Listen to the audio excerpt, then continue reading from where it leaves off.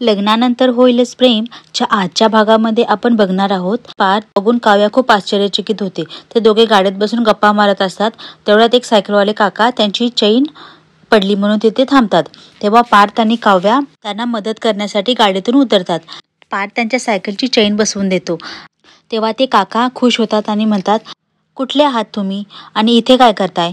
तेव्हा पार्थ म्हणतो, आम्ही मुंबईचे आहोत आणि यांना मी घ्यायला आलो होतो. तेव्हा ते काका म्हणतात, या कोण आहेत? पार्थ एका क्षणाचाही विलंब न लावता म्हणतो की ही माझी बायको आहे. तेव्हा ते सायकलवाले काकाही खुश होतात आणि म्हणतात, छान छान.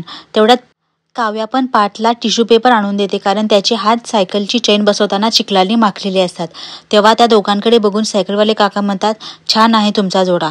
तुमचं दोघांवर किती प्रेम आहे हे दिसत आहे.